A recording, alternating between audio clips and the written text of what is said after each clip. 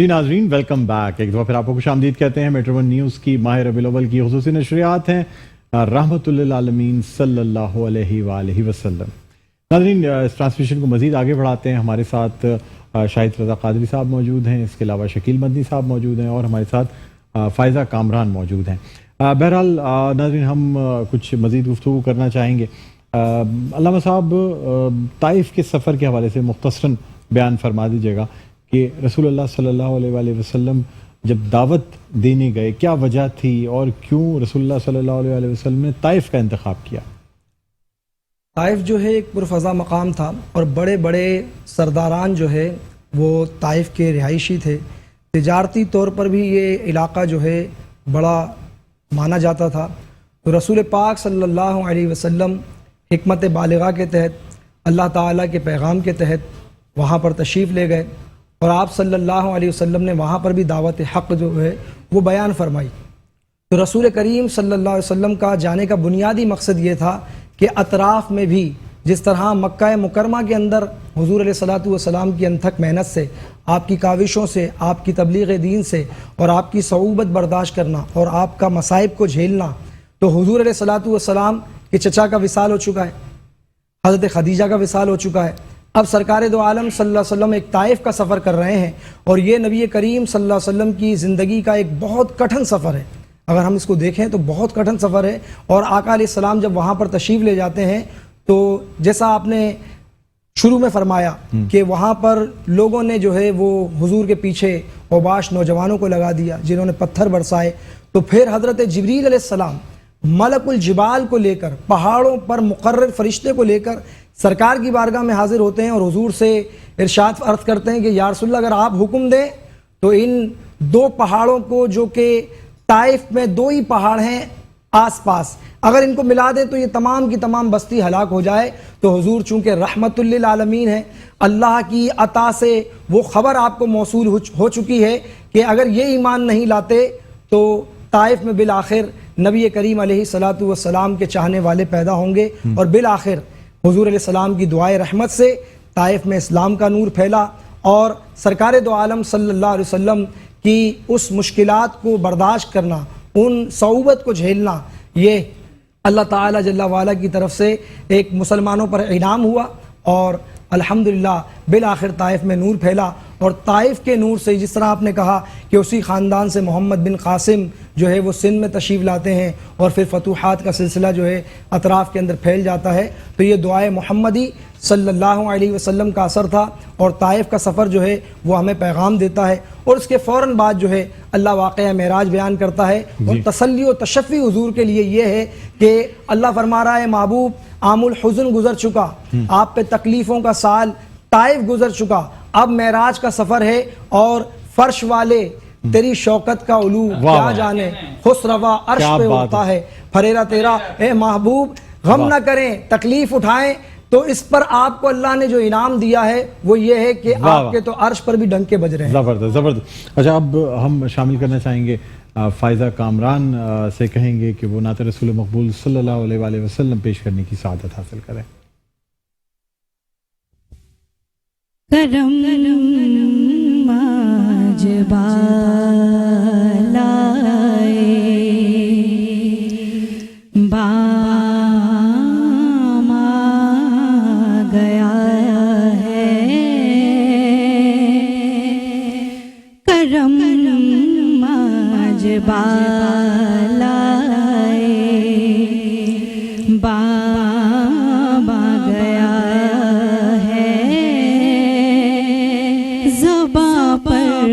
محمد کا نام آ گیا ہے، زبان پر محمد کا نام آ گیا ہے، کرم ماجبا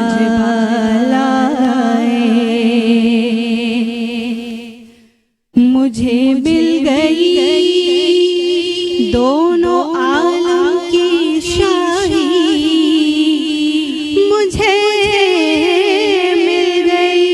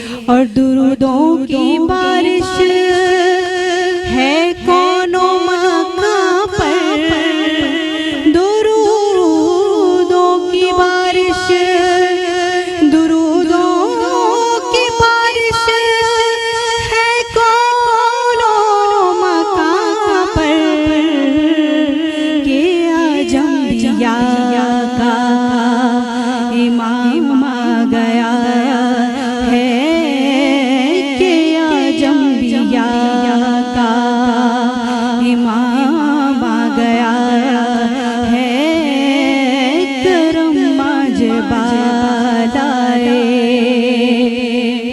और चरागा हुआ बज़्म हस्ती में खालिद चरा हुआ बज़्म हस्ती में खालिद के आलम में माहे तमाम आ गया है करम माजबा माशाल्लाह, सुभान अल्लाह, जज़ाकल्लाह, बहुत बहुत शुक्रिया फायदा कामरान आपका। अल्लामा साहब, अब मज़ीद कुछ आपसे बस ये जानना चाहेंगे कि ये जो सफ़र ताइफ और उसके बाद फिर अल्लाह ताला ने जो खुशखबरी दी, वाक़ई महराज पे तो हम कल तफसीलन गुफ्तगू करेंगे, लेकिन बस मुख्तसरन बता दीजिएगा कि अल्लाह ताला ने फिर रसूलुल्लाह सल्लल्लाहु अलैहि वसल्लम जो गमज़दा थे उसका मदावा कैसे किया? देखें, तस्कीन के लिए ये जो वाक़या मेराज है, ये हुजूर की तस्कीन के लिए है। हुजूर अलैहिस्सलातु वस्सलाम की अज़मत और शान ज़माने पर ज़ाहिर करनी है कि दीगर अम्बिया किराम अलैहिमुस्सलाम को भी मेराज हुई है, मगर महबूब मुस्तफ़ा जो आपकी मेराज है वो ज़माने से यगाना है कि हज़रत इब्राहीम अलैहिस्सलातु वस्सलाम कहते हैं मैं रब की तरफ जा रहा हूँ, मूसा अलैहिस्सलातु वस्सलाम कह रहे हैं या अल्लाह मुझे अपना जलवा दिखा, और एक तरफ महबूब आलम है सल्लल्लाहु अलैहि वसल्लम के जो आराम फरमा रहे हैं और रब फरमा रहा है महबूब हम आपकी मुश्ताक ज़ियारत के जो है वो आपको अपने पास बुलाना चाहते हैं। तो ये सरकार दो आलम सल्लल्लाहु अलैहि वसल्लम की अज़मत है और आपका दोनों जहां में चर्चा है कि लपर नाते पाक का नगमा कल भी था और आज भी है। वाह वाह वाह वाह, मेरे नबी से मेरा रिश्ता, आप देखें ना, कल भी था, सरे लामा कहां से तलब, जी हाँ, सूए मुंतहा वो चले नबी, क्या कहने। शकील भाई, आपसे दरख्वास्त करेंगे कि नात रसूल मकबूल सल्लल्लाहु अलैहि वसल्लम पेश करने की सआदत हासिल करें। माइक मैं आपको देना चाहूँगा ये, और इसके साथ ही हम ब्रेक पे जाएंगे नाज़रीन। वक्फे के बाद जब दोबारा आप खिदमत में हाजिर होंगे तो आपकी मुलाकात करवाएंगे सिंध हुकूमत के मुशीर बराए ज़कात, उशर और मजहबी उमूर जनाब फयाज भुट्ट साहब से। लेकिन अभी दरख्वास्त करूँगा जनाब शकील मदनी से।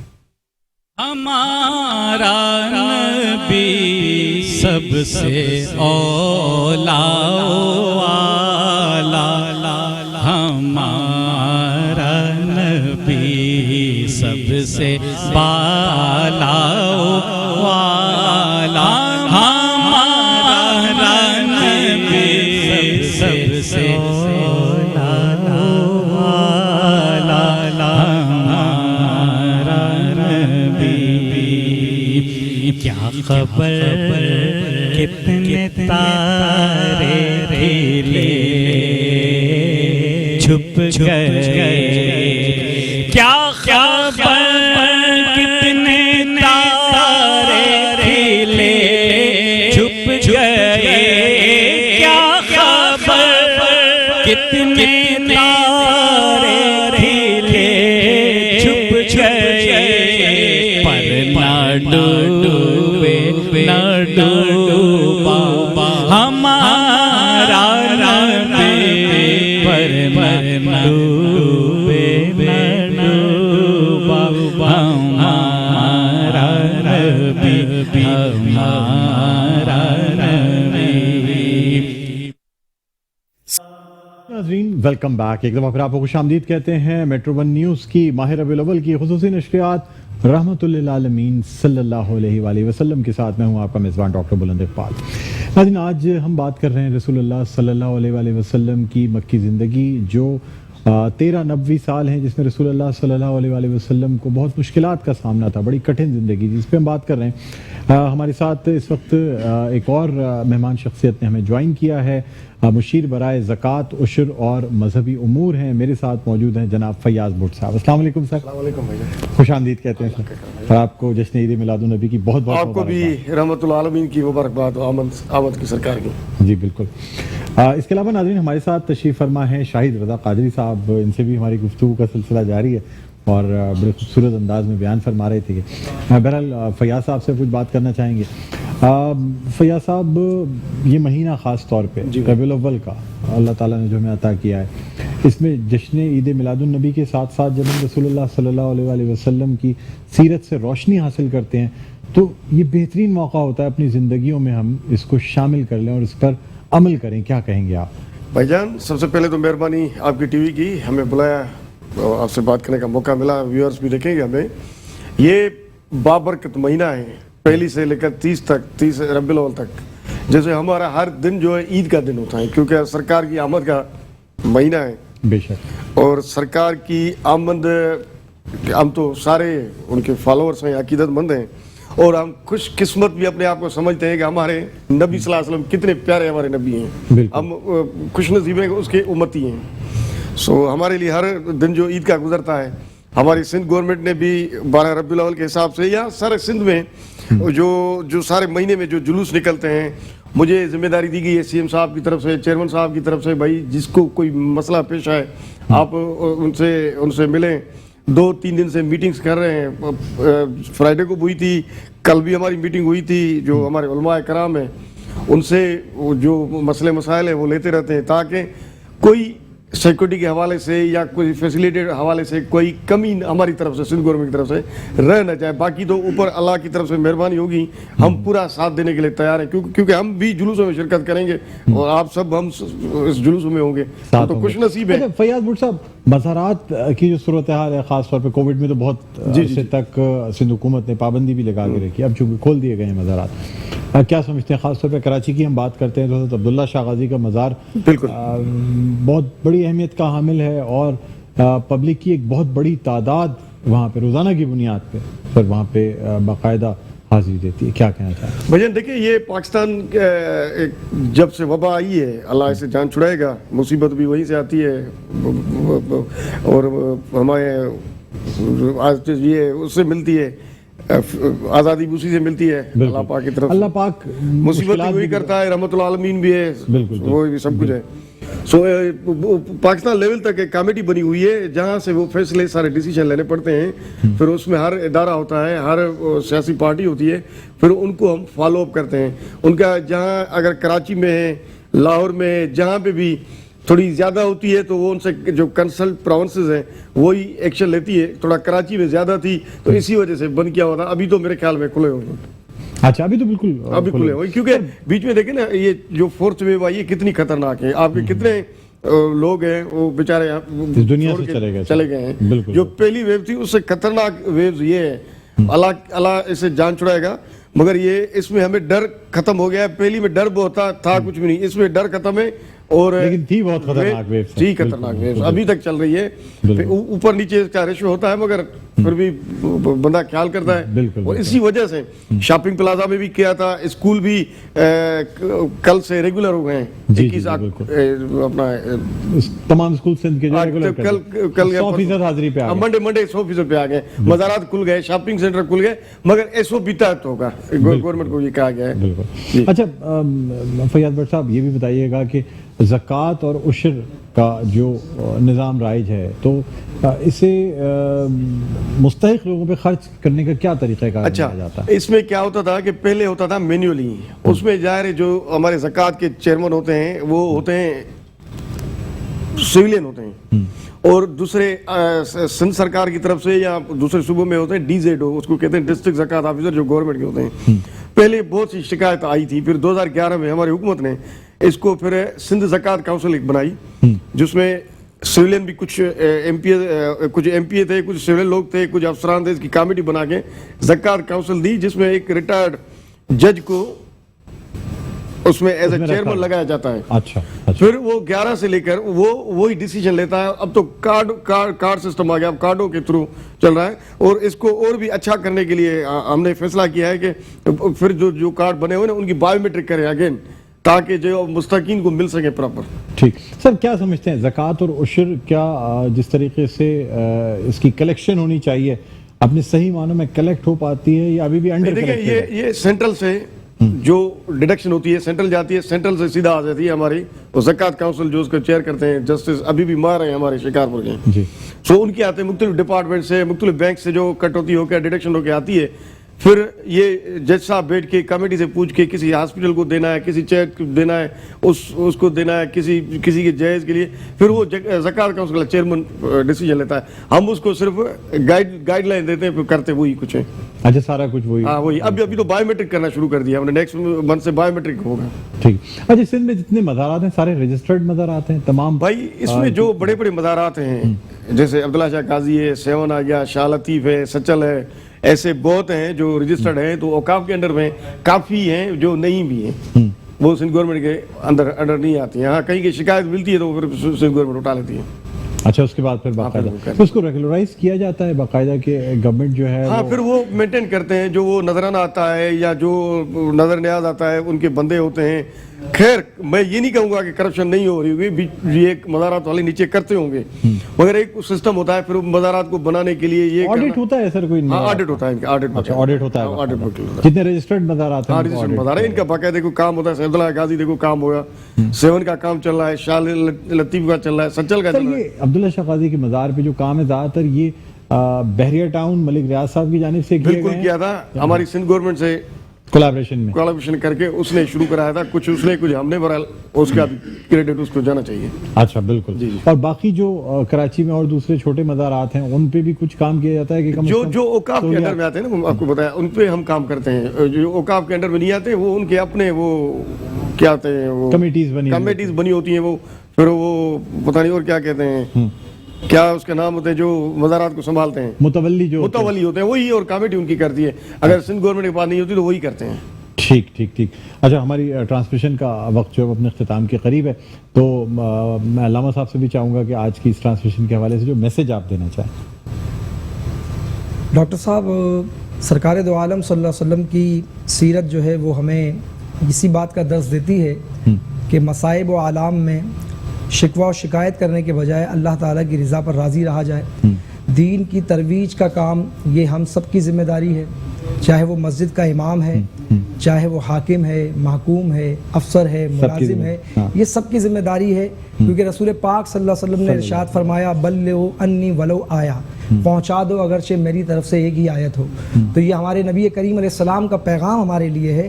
یہ سرکار کا باقاعدہ ہم سب کو پیغام ہے کہ ہم نبی کریم صلی اللہ علیہ وسلم کے دین کی اشاعت کریں, اور جہاں جہاں ہم ہیں, جیسا حضرت بھی حاضر ہیں یہاں پر اپنی خدمات پیش کر رہے ہیں, جہاں جہاں ہر شخص اپنے اپنے حصے کا چراغ جلاتا چلا جائے گا, انشاءاللہ دین کا کام بڑھتا چلا جائے گا. چاہے وہ مسجد کا امام ہو, عالم دین ہو, خطیب ہو, آپ جیسے ہوسٹ ہوں, لکھاری ہوں, لکھنے والے ہوں, صحافی حضرات ہوں, سیاستدان ہوں, ہر شخص اپنے حصے کا کام کرتا رہے گا تو انشاءاللہ دین کا کام بڑھتا رہے گا. اللہ پاک. بالکل سر, آپ کیا کہنا چاہیں گے, کیا میسج دینا چاہیں گے لوگوں کو؟ سر یہ ہے کہ وہ دیکھیں اپنا حضور صلی اللہ علیہ وسلم کی جو دیکھیں اس کی زندگی آپ کے سامنے ہے. اس نے درس و تدریس کا دیا, امن دیا, سکون کے ساتھ دیا, اس کے خاندان کی لازوال قربانی کی وجہ سے آج اسلام زندہ ہے. تو ہر چیز آئے وہ ظلم کے خلاف ڈٹ جاؤ, اور یہی ہمیں سبق بے شک ہمیں عمل کرنا چاہیے, اور ان کے خاندان نے کتنی قربانیاں دے کے دین کو بچا لیا. اہل بیت کی قربانیاں ہیں, جس کی وجہ سے آج ہم مسلمان بیٹھے ہیں, اسلام کا نام زندہ ہے. بالکل درست فرمایا آپ نے. فیاض بٹ صاحب بہت بہت شکریہ, آپ تشریف لائے. علامہ شاہد رضا قادری صاحب آپ کا بہت بہت شکریہ. ناظرین امید کرتے ہیں کہ جو ہم نے جو کچھ کوشش کی کہ کس طرح آپ تک ہم یہ انفارمیشن یہ نالج پہنچائیں اس میں ہم کامیاب رہے ہیں. بہرحال اگر کوئی غلطی ہو گئی ہو تو میں اللہ تعالیٰ سے معافی کا خواستگار ہوں, آپ سے درگزر کرنے کی درخواست کروں گا. ٹرانسمیشن کا اختتام ہوتا ہے, لیکن ہماری ٹرانسمیشن کا اختتام ہوگا نعت رسول مقبول صلی اللہ علیہ وآلہ وسلم پہ. میں درخواست کرنا چاہوں گا قاری فیصل چشتی سے کہ وہ بارگاہ رسالت میں آپ صلی اللہ علیہ وآلہ وسلم ہدیہ نعت پیش کرنے کی سعادت حاصل کریں. صلی علی نبینا صلی علی محمد.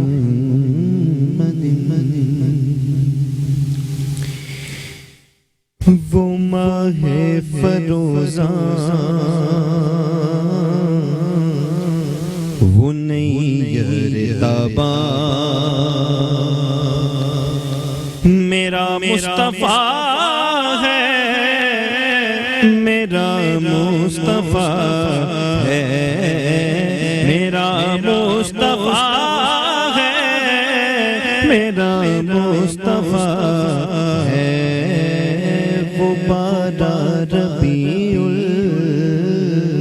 الاول کو آیا جو اول بنا ہے میرا مصطفیٰ ہے جو اول بنا ہے میرا مصطفیٰ ہے وہ ماہ فروزاں وہ نئی تاباں تو کیا تو نے دیکھا وہ رحمت کا منظر ادھر سے دعائیں ادھر سے ہے پتھر ادھر سے دعائیں ادھر سے ہے پتھر وہ طائف کی وادی وہ داور کا دلبر وہ طائف کی وادی وہ داور کا دلبر جو تنہا کھڑا ہے میرا مصطفیٰ ہے جو تنہا کھڑا ہے میرا مصطفیٰ ہے وہ ماہ فروزاں وہ نئی ارتاباں میرا مصطفیٰ ہے میرا مصطفیٰ